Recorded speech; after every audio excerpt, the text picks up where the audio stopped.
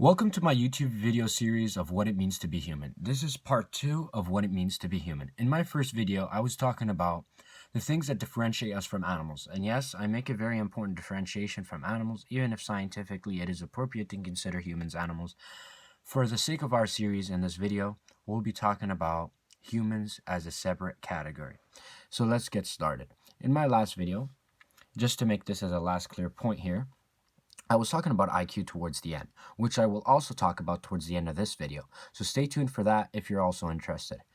I will be talking about my opinions on it and its actual real life impacts and effects, and what does it really mean to have a high or low or average IQ, and the differences among populations, and undermining reasons for low IQs. The point's clear here. Anyways, what does it mean to be human? That's obviously why you clicked on this video. I mean, that's what the title is about. And part 2? What's the part 2 going to be about? What's any cooler about this video? Let's get into it. So, I want to start off by speaking about certain things and attributes. Like, we're going to define like a basis here and have things to make it very clear. Humans obviously civilizations are something that are actually very profound and confusing to a lot of scientists, and how they came about are abstract reasoning. I mean, even if you followed the evolutionary ideology, Darwinism, you will have a very hard time explaining the origin of man. And because you're like asking, well, natural selection, you have these features, they have these features, so you could survive, other animals don't, yada, yada, yada. But my point here, and the important point here, is why did we go to such a far, far extent and have abilities which are far, far beyond only survival, which is what natural selection speaks about, the only thing it really explains. So a lot of people will attempt to look at this from a philosophical lens, from a religious lens, and personally, from a religious lens, it would honestly answer a lot of things science could not. But that's a story for another time. Let's get into the more simplistic basis. So we did get creation and civilization out of the way. What else is there? There's our ability to draw, our ability to communicate and socialize and share ideas. I mean, have you ever sat down and wondered, why do I have such a strong burning desire to talk? Right? Like, it just gives you so much entertainment to talk. I mean, part of the reason I'm sharing what I'm sharing with you right now is because I'm doing my duty to be human. And I feel like what's being stripped away from us is and there's a very common term called, I think, pacification, which is like, I mean, when a baby has a pacifier in his mouth, that basically means, like, I mean, babies don't think much, at least. And when they have a pacifier in their mouth, they're just, mindlessly just sucking on it, which is not a bad thing, right? But when you're a full-grown adult and your prefrontal lobe is being controlled by content and media, which does nothing. In fact, it does the complete opposite of serving you, and it allows you to be in a mind-numb state.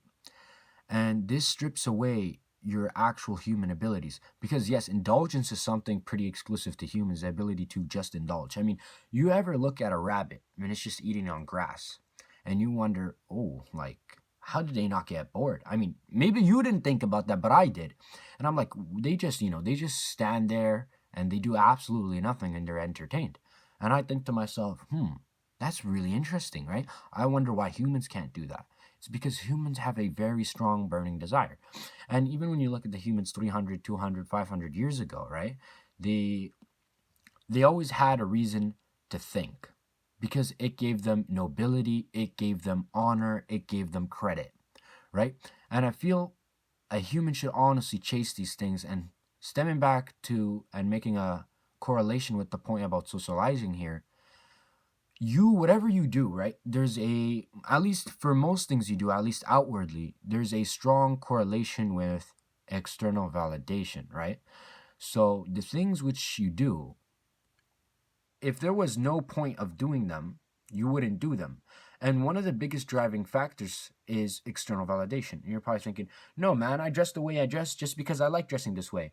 Or I do the things I do because I like these things. Sure, but you'd be pretty silly to deny that there isn't something that obviously encourages you to act a certain way or not act a certain way.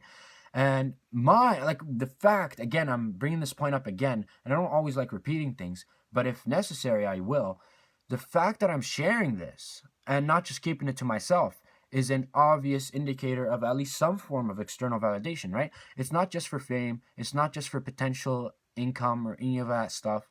It's about having an impact on the people who watch this video and knowing that I did something and having a smile put on my face because I helped people, right? I mean, even the most loneliest people who don't have any human interactions, they still, even the geniuses who lived long lives, who had to most, a very boring and depressing life, still served you in a way, right? And when they published these things, there was still a form of external validation, right? I mean, most geniuses could have written and done all this stuff and gotten somewhere, obviously not as far when you're working with a team or having certain ideas that you could share. Most of these guys could have done all this and kept it to themselves. And there might have been a few geniuses who did that. Obviously, there's a reason why we don't know of them, is because they weren't out there. But there's a very human nature about needing to be out there. And I highly encourage people to be more socializing or more engaging. But be careful who you engage with, because there's a lot of people who don't want to see you win. And I know this sounds super cliche, but there are dozens of people who are your natural enemies, and you gotta stray away from those people. Now we know socializing is important for being human, even if it means that there's some external validation. And this external validation thing should not be demonized. It's a good thing. It allows you to act correctly. It allows you to act accordingly and do according things, and honestly better yourself, especially when there's a nature of competition for a lot of men. That's a good thing. It means to create.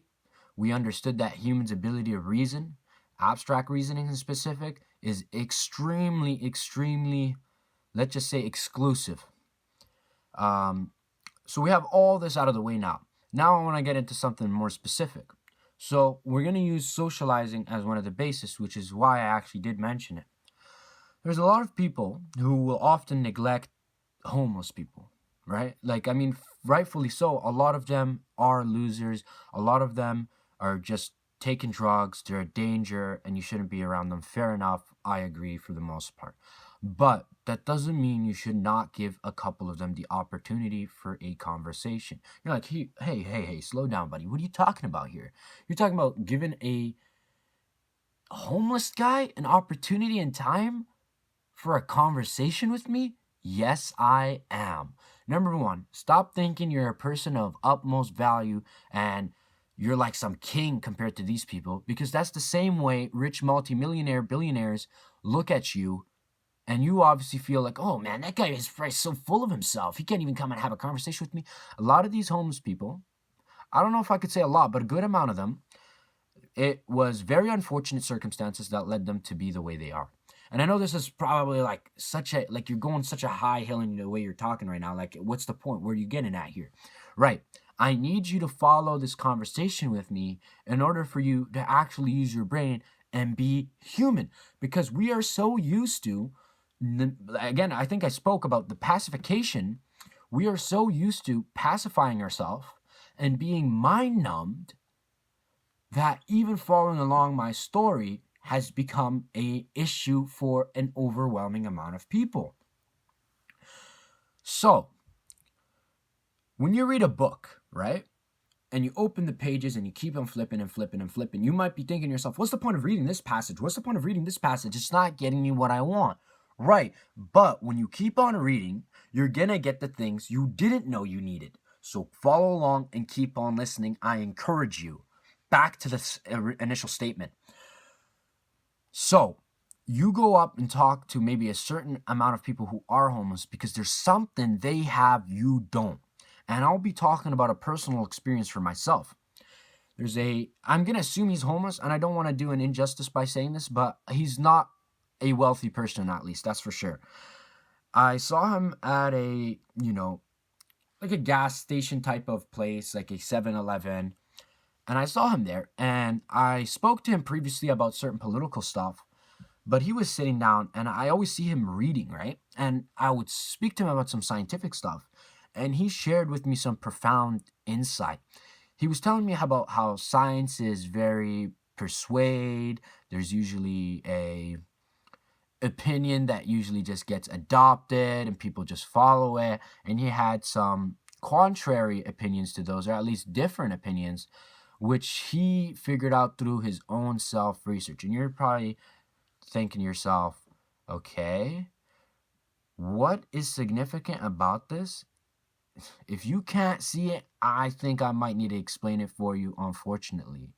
It is because 99% of people have come to a point of their life where even reading a book is a difficulty. And people like this spend their whole entire life literally no music, no even YouTube, no socializing, which I do think is a good thing. And there's no form of entertainment, even good food or good clothes or a car or any of these things are not part of their daily life. So you're probably thinking that's not a life you would want to live, right? Fair enough. I mean, not everyone has to be that way. But the thing that I find so profound is that his goal in life, his driving factor, is to me what is essentially so human. This guy uses his mind to create and actually live a human life. And I was thinking to myself, like, again, the bunny example about how they just eat some grass and they're doing like absolutely nothing. You're thinking, oh, that's really boring. Yes, but they've taken that ability to understand nothing and be around nothing and accept boredom and nothingness and be able to create with the free time in which they have to read, to think, to the list goes on. There's many other words I could put here. But my point is, if you don't practice and exercise the mind which God gave you, the exclusive attributes that no other existence to our current knowledge has, what a shame. What a shame. The whole schooling system has a lot of flaws and issues, but I would say it's a lot better than self-pacification. And the idea of a lot of teenagers nowadays is they go to school, they study, they did whatever, and they feel like they've accomplished something, and then they go back home and they spend the rest of that day mindlessly scrolling. And now, here's where I eventually start talking towards the IQ. So, what is IQ? IQ is intelligent quotient, right? And it is usually when you take IQ tests, it's you solve certain puzzles and your ability to reason, right? See patterns and things like that. So you're probably thinking, okay, how does one improve this? Is it innate? Is it something that's stationary? Well, that's exactly what I'm going to be speaking about right now. So, yes, I will admit that IQ is inherent to a certain degree, right? Just how, certain people don't have the best muscle building genetics. They don't start off with having the best physiques, but through practice and years of discipline, they improve it, right? And maybe when you're 80 or 70 or even 60 or 50, building muscle is not always easy because of the way the body deteriorates as it gets older, right? So if you started at a very young age, when you look at many Olympians, many high elite level athletes, you notice that they started working out at a very young age, early teens, if not even earlier, especially for Olympians. And this comes to a very important point, right? Because even chess grandmasters and professional chess players, they started playing chess at a very young age. And then even the language which I use to convey and deliver these messages to you is something we all learned at the ages of like 2, 3, 1. I mean, since we were born. I'm just talking about the ages you start talking. Right. So these things become engraved in us. Right. So if you have a child, or there is a child who grows up without exercising their mind and having neural pathways connecting and making meaningful, the brain does its thing. Now, in the newest generation, right, there's a decrease of intellect, right? And this all brings back to the point, it's all coming together about self, again, pacification. It is mind numbing that leads you to have a lower IQ, and it is not spoken about. The elites which run the media, who have, like, what do they call it, like the puppet show, like, you know, when you have puppets and you play like this with your fingers, that's exactly what the elites are doing with your little kids. That's exactly what they're doing with you, what they're doing with me, what they're doing with everyone, right? And the idea, don't think that scrolling is an accident. Don't think that scrolling is something that just happened on accident, right? No, it is. They have psychologists, they have people who study human behavior and addictions, probably, who implement these things so you could stay on their phone and strip away your most human essences and leave it to the most simplest and lowest forms, which is what I explained in my last video of indulgence.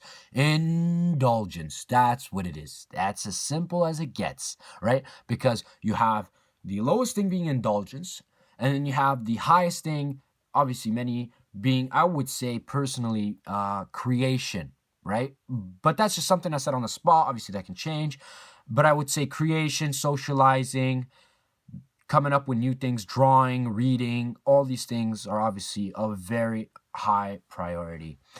So what am I trying to get at here? I'm trying to get at you. The most important thing about all this is you, right? It's not about me, right? But it is, I mean, when I talk about myself, the most important thing to me is me, but when I talk to you, the most important thing is you, right? Because if I didn't care about you, I would have kept this to myself. But clearly I do. So, do you genuinely believe you were just born with some IQ that couldn't change, that has no ability to change whatsoever? Do you not realize how ridiculous that is, especially when given the examples of the human body and its way to change in athletic performances standards? If you are still not convinced, I have nothing much else to say, right? Obviously, I admitted that there's a genetic factor. There's a genetic factor for virtually, I don't want to say everything, but virtually, like, man, like, there's a genetic fact, like, you could talk about genetics all day long, right? And now this is the point again. Oof, how beautiful. We're talking about genetics now. Now we get to talk about the differences of IQ among populations, right? Here's where it gets, and I'm not going to get too controversial here because I don't want to start off like this, but the differences of IQ are certainly real. They exist in populations. And I want to say that if you look at certain groups of people and the way that they prioritize intellect, and I will just say, because I don't want to get too deep here, if you open up a map, right, and then you see the differences of IQ relative to temperature, you're going to be met with a lot of puzzling questions, right? And I'm going to leave this out in the air for now.